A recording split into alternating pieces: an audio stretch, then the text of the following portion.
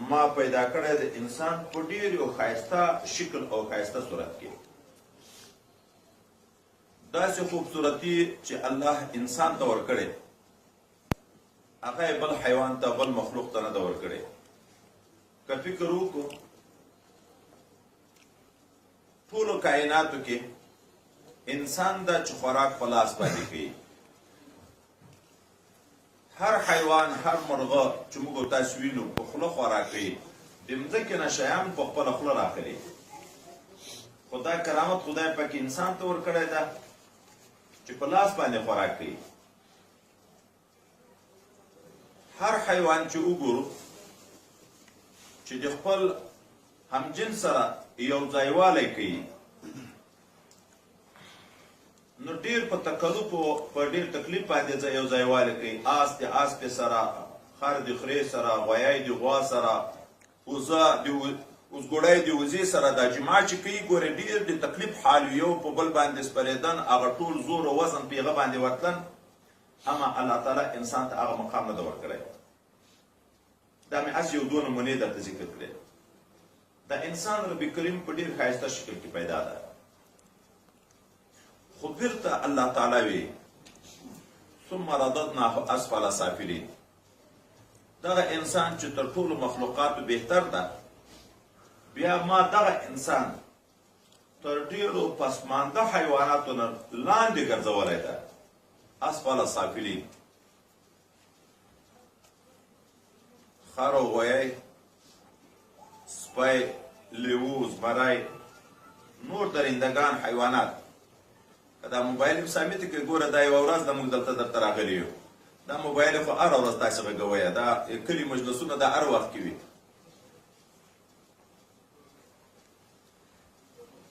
سپي د خنزیر د هر قسم درنده دپاره جهنم نشته خو بیرته دغه ډېر ښایسته انسان چې دا ښایست سوري و خدای پاک ورکړی ده دایم په هغه طریقه نه کو استعمال چې الله تعالی په راضي کېږي نو بیا یې تر سره به تر کړی تر سپیو تر هر څه شي به یې تر کړی ده ځکه د ده دپاره بیا جهنم ده هغه ابدي عذاب ده الله دې موږ تاسې وساتي چې د هغه نمونه چا په دنیا کې نه ده لري بیا الله وی الا الذين امنوا وعملوا الصالحات فلهم اجر غیر ممنون څوک چې ایمان لري او نیک عمل کوي ایمان لري او نیک عمل کوي قوم ژبه وطن یو څه نه دي پکې ذکر ایمان او عمل صالح ذکر ده هغه څوک چې ایمان لري او عمل صالح لري د دغو دپاره بیا الله تعالی وی اجر غیر ممنون ده اجر دا خو ختمېدن بیا نه لري د دنیا ژوند شپېته او اویا او اتیا کاله چې ډېر نه ډېر وي نن سبا دور کې سلو کلو ته یو نیم سړی ورسېږي په دغه کې که فکر وکړو تر 1500 کلو پورې موږ د کمکیتوب ژوند وي غیر مکلفیت کې تېرېږي دا پاتې ژوند مو نیم په شپه کې په خوبو باندې تېرېږي هغه پاتې ژوند مو بیا ډېر په دنیوي ضروریاتو یا په لهو لعب باندې تېرېږي د عبادت وخت ډېر کم ده په شپېتو کالو کې که سړی حساب وکړي شپږ کاله اندازه اووه کاله اندازه د عبادت جوړېږي خو که دغه کم ژوند سړی په صحیح طریقه استعمال کړي بیا جنت ته چې یو وارې داخل شو نه بیرته تر وتل شته او نه پکې مرګ شته خو که دغه لږ ژوند سړي په ګمراهي کې تېر کړ چې جهنم ته داخل شو د کفر سره نه بیا بیرته وتل شته او نه بیا مرګ شته که جرم یې کم و مسلمان و خو ګناهګار و جهنم ته لاړ د یو دپاره خو بیرته وتل شته په کافر دپاره بیا وتل نشته رب کریم چې کله جنتیان ټول جنت ته داخل شي هغه ګناهګار هم د جهنم نه راوباسي په شفاعت باندې هغه هم راشي جنت ته جهنمیان ټول په جهنم کې جمع شي پس د هغه نه الله تعالی دا مرګ د یو پسه په شکل راولي. د جنت و جهنم په مابین کې یو دیوال دا، په دغه دیوال یې ودرئ.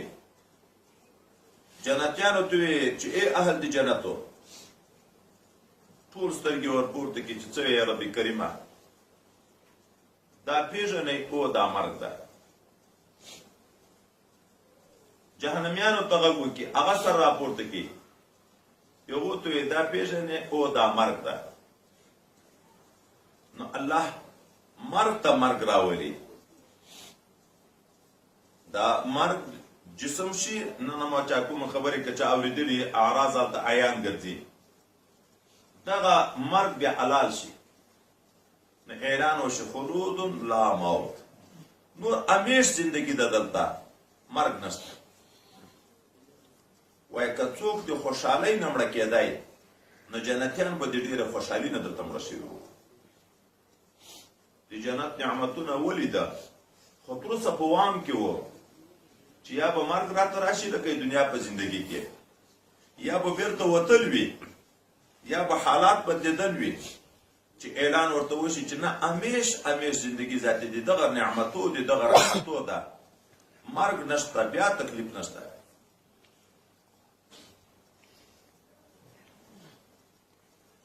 نبی کریم صلی الله علیه وسلم ته سپین سرې ښځه راغله په یو قول چې د ده ترور د حضرت صفیه رضی الله عنها، چې ته دعا وکړه چې خدای پاک ما جنت ته بوځي.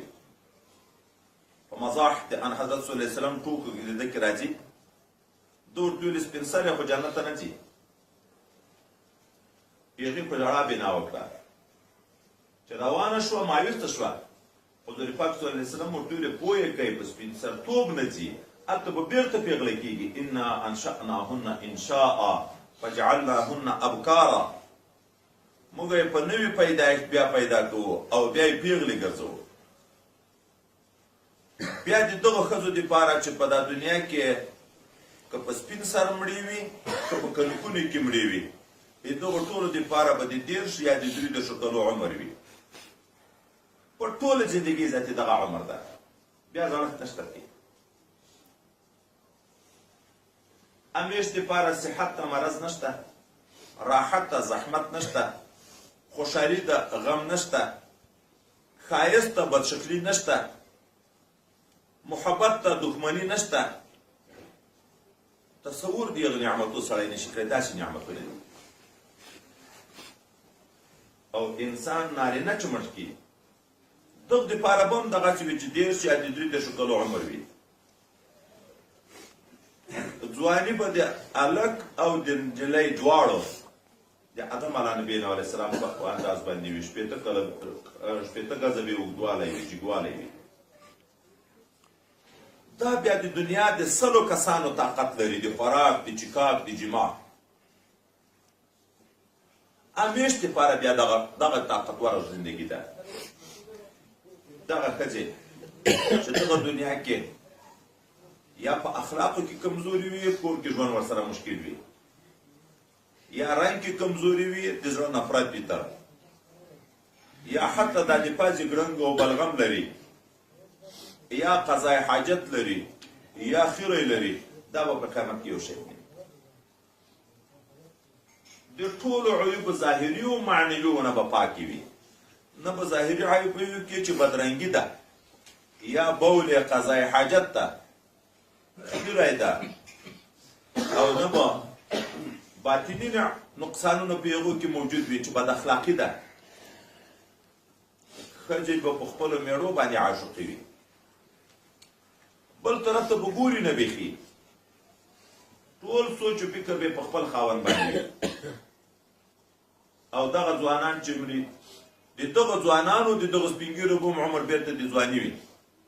همیش همیش دپاره اجر غیر ممنون ده. دغه ځواني د بیا زړښت نشته، د کالیو زړېدن نشته، خیری د بدن نشته، ستړتیا او ستومانتیا نشته، صرف او صرف خوندونه دي. الا الذين امنوا وعملوا الصالحات فلهم اجر غیر ممنون. قطع نه لري. اوس کوم کو تاسو فکر وکړو، یو څوک د 10 شپو راحت لري خو بیا د 1 میاشتې زحمت لري او په دواړه یو څوک خبر کې باچا دی وخت ورته زه به د یو مهمانخانه کې 10 ورځې ونازوم خو 1 میاشت به بیا کوړې ویل وي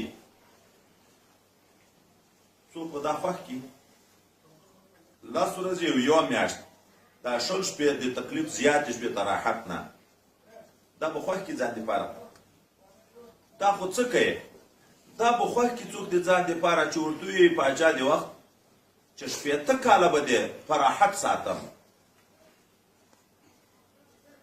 خو 1 ورځ به دې په تناره کې په اور کې کبابوم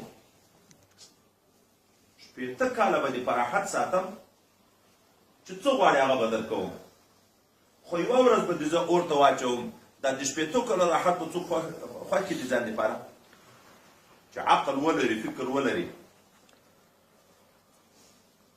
موږ نن شیطان خطا کړي یو دغه د دنیا د ژوند 140 کاله دغه د خواهشاتو راته مخته کړی د غمونو علاج خو الله تعالی خپل ذکر کوي الذين آمنوا وتطمئن قلوبهم بذكر الله الا بذكر الله تطمئن القلوب خدای پاک دې الله په ذکر سره روح کې سکون آرام پیدا کیږي غمونه اسانه کیږي پریشانه خدای پاک ختموي دومره تکلیفونه چې په انبیاو تیر شوي دي په ټول امت کې بچا تیر دي به چې څومره انبیاو ته ورنږدې خلک دي په یو چې څومره غمونه دي په عامه خلکو باندې شته لیکن په دوی باندې دا غم په بېغمي کې تېرېږي غم په بېغمي کې مرض هم شته لوږه هم شته پریشانۍ هم شته خو سکون و اطمینان وي سکون و اطمینان وي وارخطایي نه یې پکې ځکه د الله په عبادت او په ذکر ټول وخت لګیا وي نو الله تعالی داسې نه ده چې په انبیاو مرض نه راځي د نبي علیه السلام تبه د یو چا لاس وروړ د تبې انداز نشته دومره وجود ګرم ده ورته چې یا رسول الله صلی الله علیه وسلم د تا ډېره سخته تبه نه ده دی ورته او د ما دومره تبه ده لکه د تاسې دوچند لکه تاسې ته چې څومره تبه پیدا کېږي مثلا 100 درجې ما 200 درجې وي دومره سخت تکلیفونه پراته لیکن جزع فزع حال نه و پریشانۍ حال نه و د سکون و اطمینان حال و ټول وخت خدای پاک په ذکر باندې لګیا سودخور ده د دنیا په ګټه یې مطمئن کړی چې روپۍ دې په 2 روپیو بدلېږي دغه یې ذهن ته ورته ورستلی په دغه یې خوشحاله کړی خو 1 روپۍ د سود چې څوک وخوري لکه د خپلې مور سره چې 80 وارې زنا وکړي داسې سزا به خدای پاک ورکوي لمونځ ده د لمانځه ترک لمونځ نه کول شیطان ورته ښایسته کړي دي اذان اوري لمونځ نه کوي موږ د اسلامي ملک دی نه ځوانان حتی سپینګیري زنانه اذان واوري لمونځ نه کوي دا 15 منټه راحت د بدن ده چې ځان نه ستړی کوي تاسو لکه سره وګورئ که خلک یې دا روان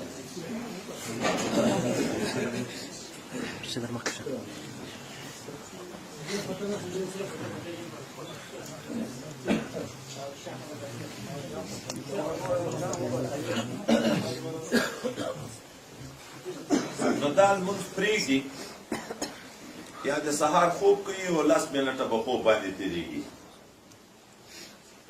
یا بل وخت کې خواهشات پوره کوي لمونځ پرېږدي دا پرېښت لمانځه یو ګناه ده شیطان ورته ښایسته کړی خو په آخرت کې به د دغه انسان حشر څنګه وي کوم انسان چې قصدن بغیر د عذر نه قصدن بغیر د عذر نه لمونځ قضا کړي دا انسان به په قیامت کې د فرعون د حامان د قارون او د ابی ابن خلف د دغو غټو کافرانو سره راپورته کېږي د هغو باندې سزا به خدای پاک ورکوي اوس دنیا کې یو څو منټه خوند اخیست عبادت یې ترکوه، شیطان دا ورته ښایسته کړي وو. هلته سزاوې عذابونه بیا دومره سخت دي لکه د دې غټو کفارو داسې عذاب خدای پاک ورکوي. زکات ادایګي نفس ورته مشکله کړې، شیطان مشکله کړې، دا خوړل د زکات دا یې ورته اسانه کړي دي.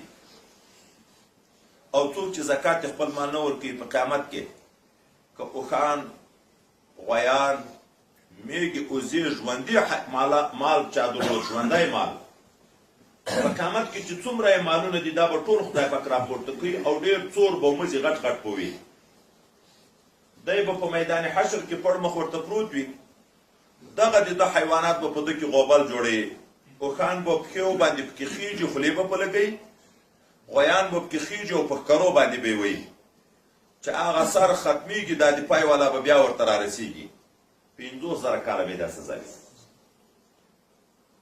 چاته به د اور تختې جوړېږي، د جهنم په اور اوسپنې تختې او د جهنم په اور ګرمې، فتقوا بها جباههم وجنوبهم وظهورهم، مخ طرف، شا طرف، ښی طرف، چپ طرف، دغه به وردغل کېږي. دا د جهنم په اور، د جهنم اور د دنیا د اور نه 9 شپېته وارې زیات ګرم ده، دغه 80مه حصه ده. په هغو اور به ګرم وي. بیا به دغه ګرمې تختې د اوسپنې د وجود باندې ورکېښودل کېږي. چاته به دغه دنیا د ګاټو په شکل باندې جوړېږي او په اور د جهنم به ګرمې وي. د دې ټي په سر به یې ورګدي، ویلې کوي به یې شاته به تروځي، یې شا طرف د ولې بیخته به یې ګدي، د دا بل ټي په سر به ته راوځي. د ډېر ګرمایش د ویلې به یې کي. 50,000 کاله به یې دا سزا وي. د هر عبادت چې پرېږدي هم شیطان خوند کېښی او د هغه 50,000 کاله سزا. دا یو د حشر د ورځې ذکر کړو، هغه جهنم یم چې هغه پرېږده. دا یو د حشر د ورځې، د قیامت د ورځې چې 50,000 کاله ده، هغه سزاګانې به ټولې په دغه تېرېږي. موږ یې خطا کړي دي، یو څو شپه په خوند یو. او بیا بالعکس چې څوک خپل ژوند په تقوا کې تېر کړي، په دیانت او په عبادت او بندګۍ کې تېر کړي، بیا به الله داسې د سکون او د راحت زندګي ورته نصیب کوي چې هغه 50,000 کاله ورځ به په داسې په خوشحالي او په آرام تېرېږي چې ډېره خوشحالۍ نه به دی په دا پوه هم نشي چې 50,000 کاله ده لکه د یو لمانځه وخت چې په دې دغه ته به بیا دومره خوندونه شي. دا 50,000 کاله ورځ لکه د یو لمانځه وخت چې په ده باندې تېرېږي. نو انسان الله ظاهري ښایست هم ډېر ورکړی او معنوي کمالات هم. ولقد کرمنا بني آدم، الله وی په تحقیق سره ما عزتمن پیدا کړی دی انسان، اشرف المخلوقات به پیدا کړی. دا شرافت دینی شرافت ده، دا رنګ نه غواړي، دا قوم نه غواړي، دا ژبه نه غواړي، دا وطن نه غواړي. حضرت پیغمبر صلی الله علیه وسلم حضرت سیدنا بلال رضی الله تعالی عنه ته چې د رنګه تور د قوم نه حبش د خلکو غلام آزاد شده، دغه ته وایي زه چې هر وارې جنت ته تللی یم، د تا د چپلکو ټکای ما ځان نه مخکې په جنت کې اورېدلی، ته څه عمل کوې؟ جنت ته زیری په دنیا کې ورکول کېږي. دا د رنګ، د قومیت او د مالدارۍ په حیثیت نه و. دا زیری د جنت دته چې ورکول کېده د تقوا په برکت و. ډېرو صحابهو ته زیری ورکړل شوي دي. د نبي کریم صلی الله علیه وسلم مشر بیبي مبارکه هغه د خوراک شی راخیستي دي، پیغمبر علیه السلام ته را روانه ده. حضرت جبرائیل علیه السلام راغی، پیغمبر صلی الله علیه وسلم ته فرمایي چې اتا بیبي را روانه ده، تا ته د خوراک شی راوړي.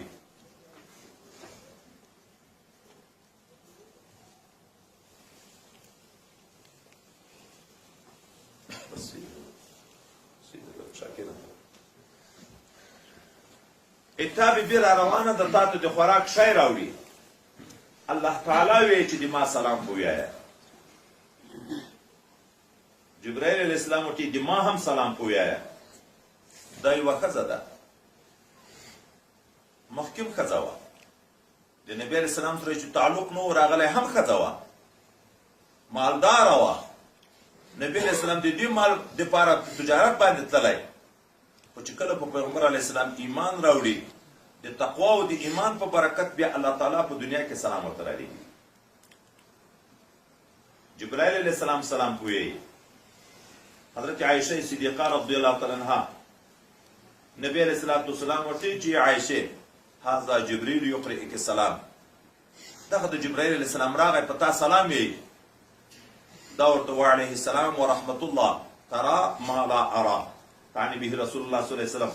ما دې په د سلامي د الله رحمت وي، خو ته یې وینې زه یې نه وینم. دا بعضې شیان یو څوک یې ویني او بل یې نه ویني، انکار به څوک نه کوي که نه. دا خو معنوي کیفیت دي، روحاني کیفیت دي. اوس په دنیا کې ښځې ته الله تعالی سلام رالیږي. جبرائیل علیه السلام سلام پویوي. دا ښځه د دنیا په حیثیت عزتمنه وه، مالداره غټه وه، د پاچا د خاندان وه. خلکو ته په عزت په دغو دوه شیانو کې ده، یا په روپۍ کې ده یا په قدرت کې ده. دا د چا سره تعلق و؟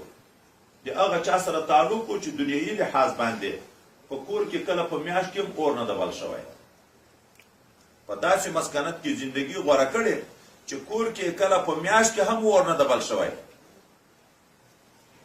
خو په دین ماړه و، د دین غنا وه، په دین آباد و. د یغ په برکت باندې الله تعالی سلامونه ورته رالیږي. او حضرت خدیجة الکبرا ته د سلامو سره ورته جنت کې هم د یو ماڼۍ چې د سرو زرو د کړکې د مرغلرو د کړکې نه جوړه ده، د هغه زیری هم ورکړه، د جنت زیری هم الله تعالی ورته رالیږي. پیغمبر علیه الصلاة والسلام ډېرو خلکو ته په دنیا کې د جنت زیري ورکړي دي که نه دي ورکړي. دا عزت په دین کې ده.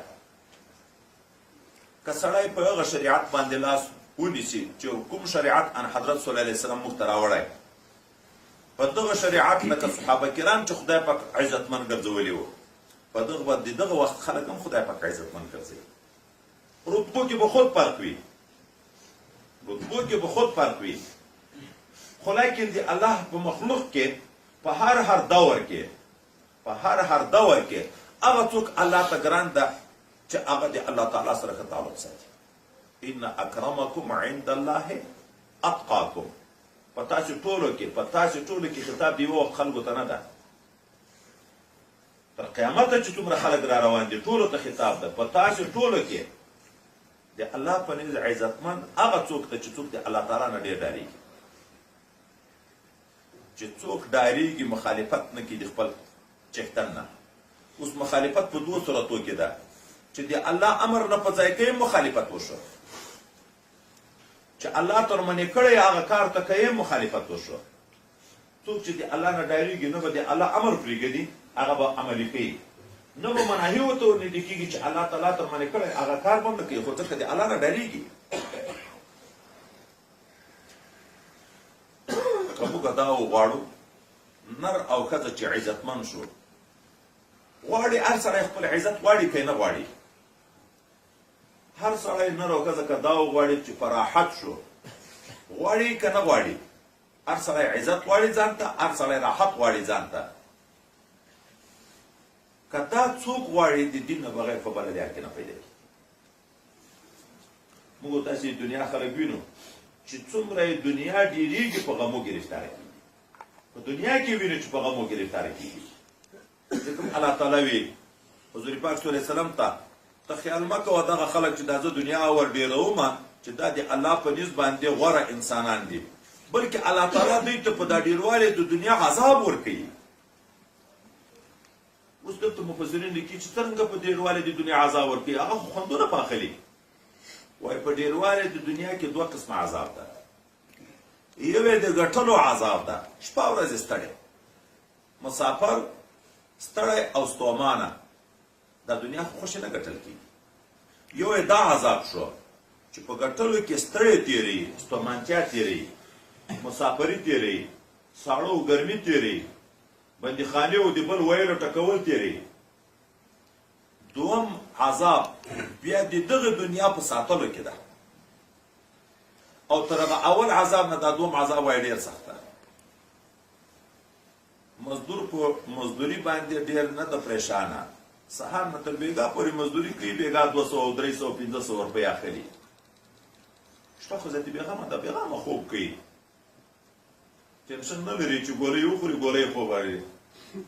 مقام ستړی کور ته لاړی او 500 روپۍ پیدا کړي چې سر ګډي بیا ویده ده. دا چې چا دنیا ډېره ده، دا غریبانان ذاتي د شپه ټوله په بیداري تېري چې اوس غل راوانه وړي. یو کلي نه دې باندې نه شي تللی چې څوک مې ونه تښتوي، په هوټل کې شپه نه شي کړی. هر ځای کې په پریشاني کې ده. هغه پریشاني چې هغه غریب په مزدوري کې تېروي، تر هغه نه دغه واقعي زیاته ده چې دا په ځان پورې پکو دي. حتی ډېر خلک داسې دي چې دا خپل زکات بیا په ښکاره نه شي ورکولی، چې ما د دنیا حال بیا خلکو ته معلومېږي، تښتوي مې غوا کوي مې. دا خپل زکات په خپل لاس باندې نه شي ورکولی. نو الله وی چې دغه خلک د خیال نه کوي چې دا د دوی د سکون او د راحت او د اطمینان ده، دا د عذاب سلسله ده. او طالب چې کتاب ګوري، مخصوصا خاص کر چې دا لږ مړی وخوري، چې کتاب ګوري 5 منټه ګوري بیا سترګې پټې دي ویده ده. ذاکر چې ذکر شروع کړي دستي بیا ویده ده. ولې؟ خو د الله د طرف نه سکینه نازلېږي، سکون او اطمینان وي، زړه کې بېغمي وي چې بېغمي راغله سړی په راحت شي.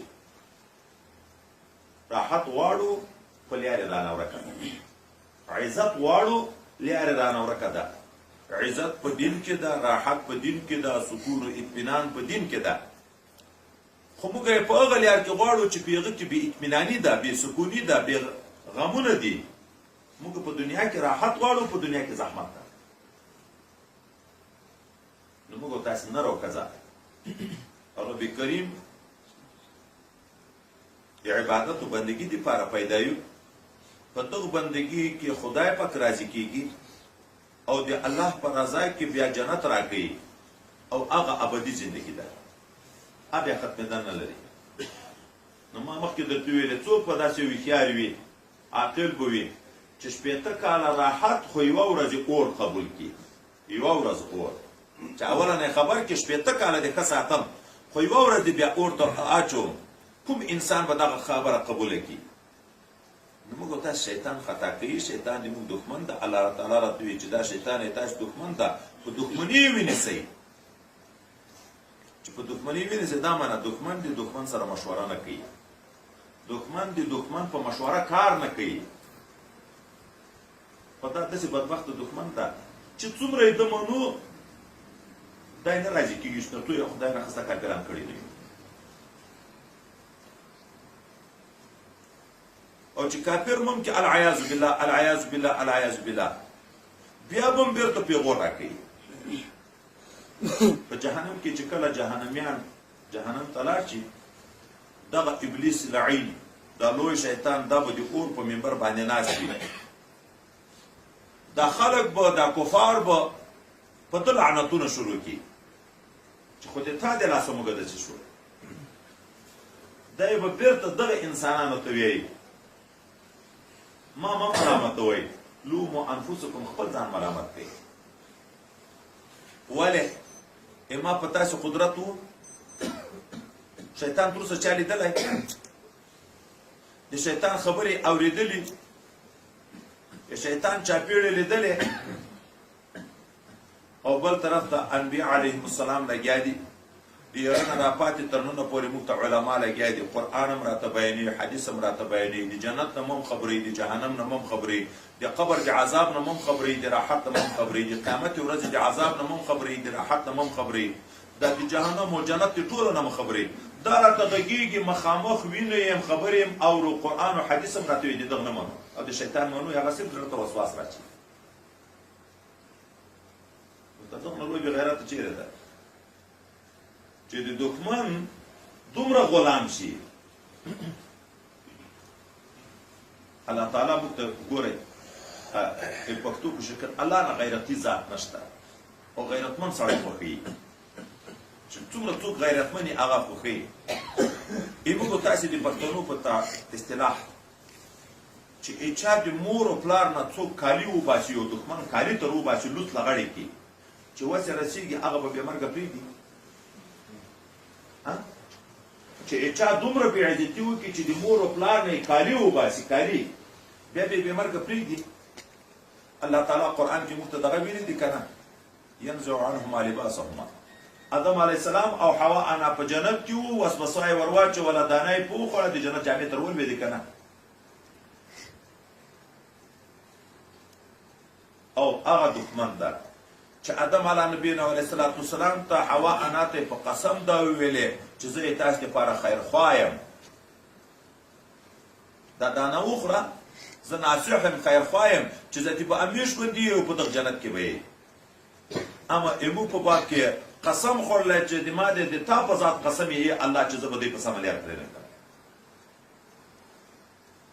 یو ته یې د ناصحیت قسم و خو موږ ته د اوله نه دا قسم کړی دی چې قسم ده که زه په سمه لار پرېږدم د مخ د لارې نه به م ورځم د شا د لارې نه به مې د ښي طرف نه به مې د چپ طرف نه به مې د څلورو طرفونه به ورځم مخ طرف یو تفسیر درته وکړم قیامت موږ ته قیامت را روان ده مخې ته راځي را روان ده په هغه کې به شک و شبهه ورته اچو کافرانو به څه ویل من یحیی العظام وهی رمیم دا هډوکې چې انسان مړ شي خاورې شي ایرې شي دا به بیا څوک ژوندي کوي نو دا وسواس چا ور اچو شیطان او دغه انسان د دغه نه غافل وکړ چې د اول چا پیدا ده د منیو نه د اوبو نه پیدا ده د اوبو نه انسان پیدا ده دغه اوبو نه هډوکی هم جوړ ده غوښه هر شی جوړ دي خو هغه قادر ده بیا په دواري ژوندي کولو نه ده قادر دنیا کې چې اول څوک شی جوړوي هغه ډېر مشکل وي او که نه یو وارې ورسره اشنا شي جوړول یې وکړي بیا دواري جوړول مشکل وي دواري خو لې اسانه وي د شا د طرف نه به ورځم چې دنیا ده دا دنیا پاتې کېږي موږ نه شاته ځي خو دغه دنیا پورې موږ زړه تړلی چې دا شاته ځي په دغه یې راته محبوبه کړې ده دغه په فراقت باندې غمجن کړي د ښي طرف نه به ورته راځم د طاعاتو د طرف نه اطاعاتو د طرف نه دوی معنا یا دا معنا عبادت په ورته ګران کم سخت به کم ته اوس دا ګرمي وګوره ته په دا ګرمي کې روژه نیسه عبادت په ورته مشکل کم